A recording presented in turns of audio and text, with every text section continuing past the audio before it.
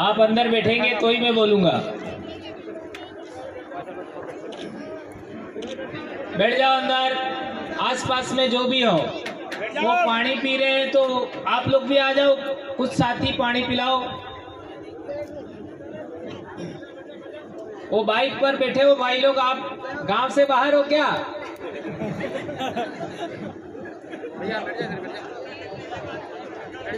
आज गांव जोलाना सरदारपुर धार जिले में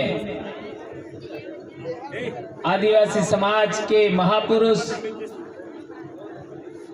हमारे भील समाज के बहुत बड़े योद्धा टंट्या भील का गाथा स्थापना कार्यक्रम रखा गया है।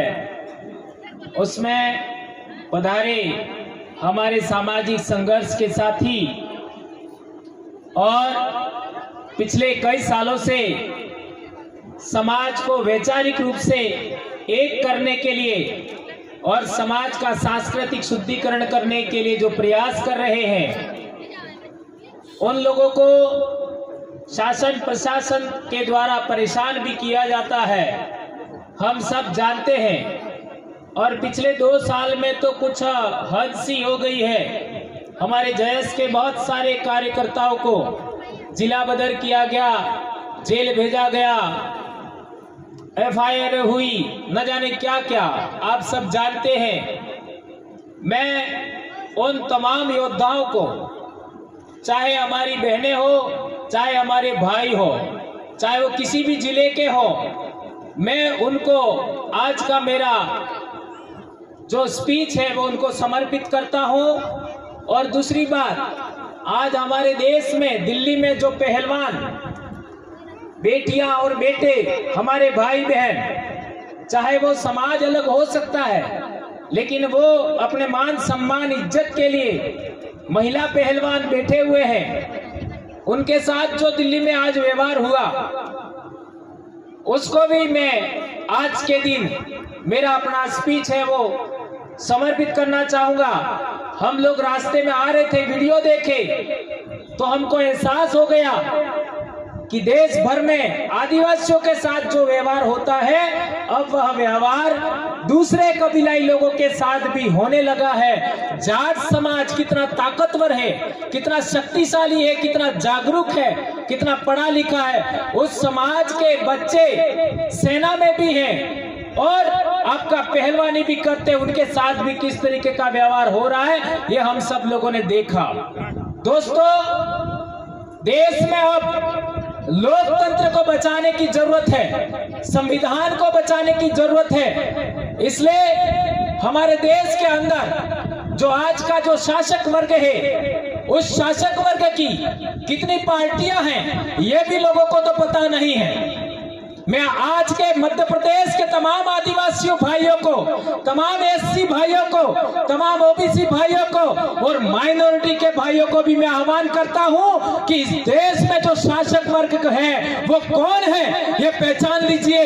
तब जाकर के तुम्हारा मान सम्मान बचेगा, तुम्हारी इज्जत बचेगी और इस देश में लोकतंत्र बचेगा, ये मैं कहना चाहता हूं। दोस्तों, आज की तारीख में हम देखते हैं तो हमारे देश के अंदर आदिवासियों के साथ दमन, शोषण, उत्पीड़न हो रहा था। हम लोगों ने, दूसरे लोग देखते थे ये केवल आदिवासियों के साथ हो रहा है। SC के साथ क्या होता था हमारे राजस्थान में देख सकते हो, आपका UP में देख सकते हो, लेकिन आज की तारीख में OBC के साथ भी क्या हो रहा है ये भी हम लोगों ने देखा।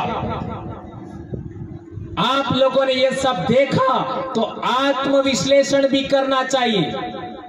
और यह आत्मविश्लेषण करने लायक केवल कोई मार्गदर्शन दे सकता है तो वो केवल और केवल आदिवासी दे सकता है। ये मैं आज धार की धरती से कहना चाहता हूं। मेरे अपने पूर्वज, हमारी कहानियों में हमारा जो मौखिक परंपरा है उसके अनुसार मेरे पूर्वज भी यहाँ मांडलगढ़ से ही आपका डूंगरपुर गए हैं, मेरे अपने पूर्वज। तो आप लोग भी मेरे अपने भाई बहन हैं। मैं आप लोगों से कहना चाहता हूं कि हमारे देश का शासक वर्ग पक्ष में भी है और विपक्ष में भी है। सत्ता करने वाली पार्टी बदलती है, शासक वर्ग नहीं बदलता, यह लाइन याद रखना। आपका सत्ता परिवर्तन का मतलब शासक वर्ग परिवर्तन नहीं होता। शासक वर्ग वही होता है। एक पार्टी गई, उसका भी शासक वर्ग वही समाज है। दूसरी पार्टी आई, उसका शासक वर्ग भी वही समाज है। इस वजह से 75 साल में इस देश के अंदर आदिवासियों का हालत नहीं सुधरा। उल्टा मैं कहना चाहूंगा, 1991 में मैं 12वीं क्लास पास हुआ। उस समय पढ़ाई थी, उससे भी बदतर आज पढ़ाई हो गई है सरकारी स्कूलों की।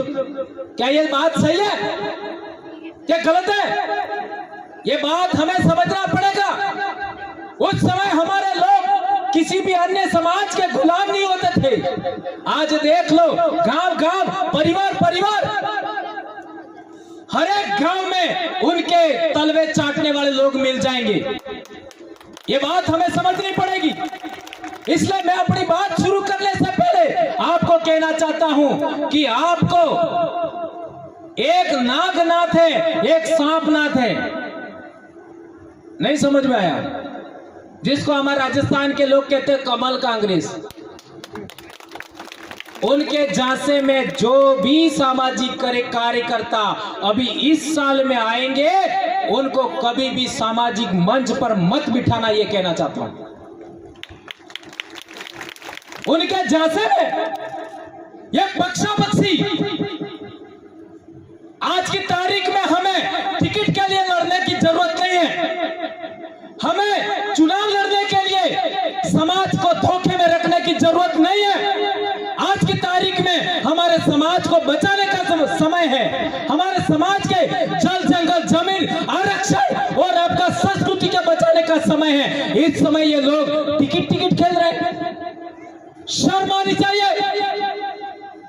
इधर से मैं टिकट ले लूं, उधर से मैं टिकट ले लूं, यह क्या हो रहा है? यदि आपको लड़ना ही है तो जहां पर शेड्यूल्ड एरिया है, शेड्यूल्ड एरिया में 60-70% मात्र और मात्र आदिवासी है। आदिवासियों की सिलेक्शन प्रणाली इस जगह पर सेलेक्ट करके इलेक्ट करिए, क्या दिक्कत है? नहीं समझ में आया? जो दिल्ली में नेता का सिलेक्शन होता है, जो आपका भोपाल में जिस नेता का सिलेक्शन होता है, वो जाजम पर सेलेक्ट हो जाए और फिर उसको हम लोग वोट करें, तो क्या दिक्कत आ सकती है? कोई दिक्कत आ सकती है क्या? हमारे इलाके में तो पूरे आदिवासी परिवार ने यही बनाया है, यही नियम बनाया है।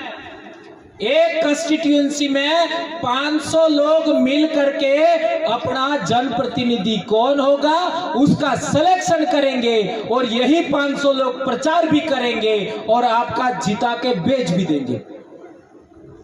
किसी भी पार्टी की गुलामी की जरूरत नहीं है। ये बात मैंने आपको शुरुआत में ही कह दी। ये बात मैं लास्ट में कहता हूं, केवल जानकारी के लिए। लेकिन जो बीमारी इधर ज्यादा है उसको पहले ही फोकस करना पड़ता, पहले इंजेक्शन ही वही होना चाहिए, ठीक है? और आप लोग बीमारी से ग्रस्त इसलिए हैं कि जितने भी लोग हैं बस इसी के लिए काम करते हैं, समाज के लिए काम नहीं करते। अब मैं आपको मेन बात अपनी शुरू करता हूं। आज हमारा टंट्या भील का गाथा स्थापना है। टंट्या भील ने अपनी पूरी जिंदगी कुर्बान कर दी समाज के लिए, पूरी जिंदगी कुर्बान कर दी। क्या कभी किसी के आगे हाथ फैलाया? हाँ या ना तो बोलो। कभी किसी से समझौता किया? कभी किसी के सामने भीख मांगी अपनी जान की भी? और आज हमारे नेता क्या कर रहे हैं? मेरे को टिकट दे दो, मेरे को टिकट दे दो, मेरे को टिकट दे दो, यह हो रहा है। इतना शक्तिशाली संगठन 2013 में जैस बना, जैस के देखा देखी ही हमने आदिवासी परिवार बनाया। हमारा तो विभाजन नहीं हुआ, ने आपके दो टुकड़े हो गए, एक इंदौर ने एक भोपाल। क्या हो रहा है?